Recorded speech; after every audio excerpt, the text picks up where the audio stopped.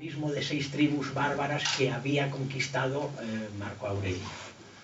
Bueno, pero es de anotar, y esto es lo que quiero simplemente asociar esto con lo que estábamos hablando del carácter de Leone. ¿Cómo es posible que un hombre con esa trayectoria, al llegar a su última fase de su vida, se convierta, por otro lado, empieza a acumular allí tesoros, objetos artísticos, orfebrería, pinturas, esculturas de todo tipo, y se convierte él, a su vez, hace arte todo aquel poder social que le había dado el ser escultor de Carlos V, pero en un lado diferente del anterior de su vida, en un lado, llamémosle, pacífico o estoico. Yo creo que es una de las contradicciones a tener en cuenta. El acercamiento estilístico, pues Stefan siempre me recomienda que no me meta en estos jardines, porque son unos jardines muy laberínticos, ¿verdad? Y yo reconozco que lo son, claro, pero quiero deciros algo muy concreto. Vamos a ver. Yo empezó a gustarme estas cosas del manierismo porque me hice una reflexión, supongo que estaréis todos de acuerdo. El manierismo es el retorcimiento de las figuras, el producir dimensiones desproporcionadas, el buscar la manera, como os decía antes, de diferenciarse de los genios que habían pasado ya. Y eso, ¿qué pasa? Que cuando tú te sales de los cánones clásicos del clasicismo, pues podías fácilmente llegar a la afectación, es decir, a producir obras que esos efectos llegasen a ser grotescos, ¿no? Y claro, ahí hay un punto. Entonces, lo que yo quiero decir es que ese punto no se llega ni mucho menos en el Escorial, porque en el Escorial, tanto en las estatuas del retablo como en las de los grupos orantes, no se llega en ningún momento, en mi opinión, a conseguir esos efectos. Sin embargo, hay datos concretos en los que se reconoce que hay un efecto manierista. Por ejemplo, os voy a decir tan solo 3 o 4. Los peinados que tú has citado, los peinados de las estatuas orantes, de las princesas y de las reinas. Bueno, son una obra de orfebrería. Todos estos escultores tenían el reto de manejar las esculturas de los volúmenes grandes, que eso era lo que técnicamente era difícil, pero eran orfebres, antes de ser escultores eran orfebres, y ahí se destapan con un lujo de detalle en esos peinados, como es el de Isabel de Valois, por ejemplo, en varios de ellos, ¿no? Y eso sí que parece auténticamente manierista. También me parece a mí manierista el hecho de que en el Calvario, con una efigie tan dulce y tan tierna como es la del Jesucristo en la cruz, pusieran las gotas de sangre pintadas en rojo. Yo creo que eso es un... Y de relieve, además. Y de relieve. De relieve. Las de San Juan son en relieve y son unas gotas y de Jesús también. Todas son en relieve. Bueno, pues yo eso creo que es algo que es verdad, que va buscando un efectismo, ¿no? Y quizá hay discusión, pero a mí me parece que es un poco excesivamente gráfico, no sé cómo llamar.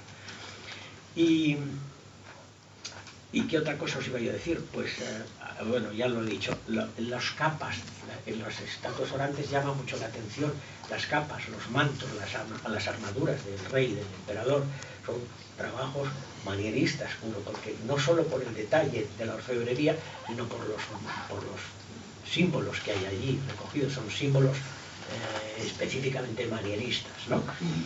Bien, entonces, claro, nadie se puede definir, por lo menos yo, no puedo definir si estas son obras clasicistas o manieristas o tienen una parte alícuota, que no sabemos cuál, de manierismo frente al clasicismo, que indudablemente es el motor, ¿no? Pero para definir eso, y no lo vamos a definir aquí, yo siempre digo que el manierismo del Escorial es programático. ¿Qué quiero decir con esto?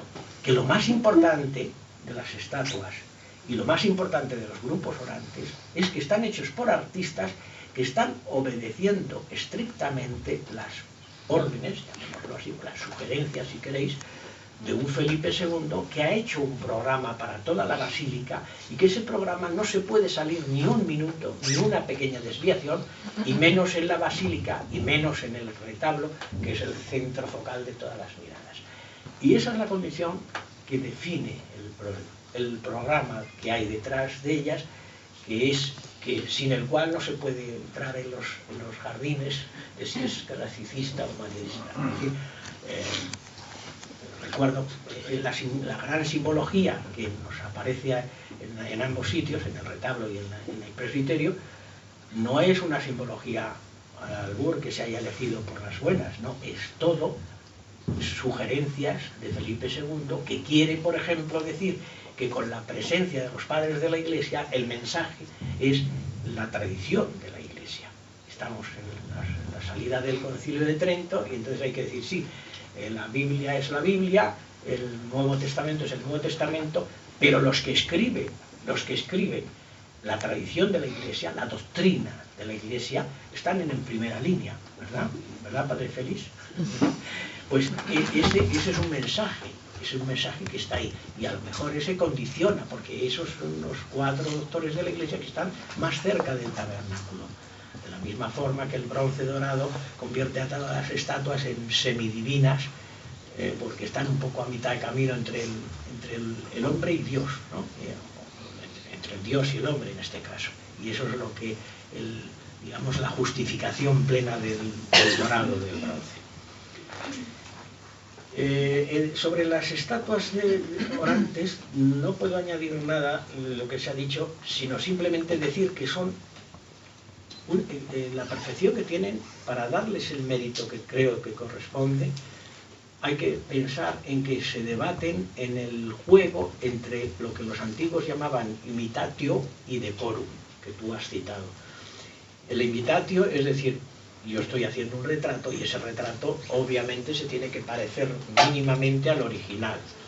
Pero el decorum es un factor muy importante que entonces se tenía muy en cuenta, que era el que ese personaje es el rey, o es la reina, o es los hijos del rey, o los hermanos del emperador, y tienen exigen una magnificencia, una excelsitud, una prestancia que no la tienen los humanos. Es decir, es simplemente gente que está ahí a mitad de camino, como decíamos antes, entre Dios y los hombres. Entonces eso, además del bronce dorado que le confiere ya esa condición, pues tiene que tener esas expresiones que muchas veces se califican de hieráticas, pero vosotros habéis visto en el vídeo que la expresión, precisamente la expresión de Felipe II, yo creo que no tiene nada de hierática, yo creo que tiene la expresión de mirada profunda, con lo cual, con la misma mirada que dicen que congelaba la respiración de todos aquellos que iban a sentarse enfrente de él, ¿no? Y bueno, pues yo no tengo mucho más que deciros que decía, un libro es un ser vivo, y decía yo, y como tal ser vivo hay que verle sus componentes genéticos. Los componentes genéticos del libro que hoy os presentamos son muy fáciles. Es esa aproximación de la que estamos hablando continuamente. Los componentes genéticos es aproximarse al monasterio y desproveerlo en la medida que cabe de todos esos esoterismos, hermetismos, misterios, enigmas de Herrera, de Felipe II, etc. Yo no digo que no existan, me cuido mucho de entrar en eso, pero sí digo que cuando se estudian las crónicas serias, que merecen la atención, de entonces y de después, entonces uno se da cuenta de que casi todo obedecía a unos planes, pero no siempre tenían componentes esotéricos. Las piezas del puzzle, cuando se estudia un poco, el monasterio es un puzzle, eso estamos todos de acuerdo, pero cuando uno se acerca a él, es cuestión otra vez de aproximación física, cuando uno se acerca se da cuenta que ese puzzle es menos puzzle de lo que parecía. Y esto es todo. Muchas gracias por vuestra presencia.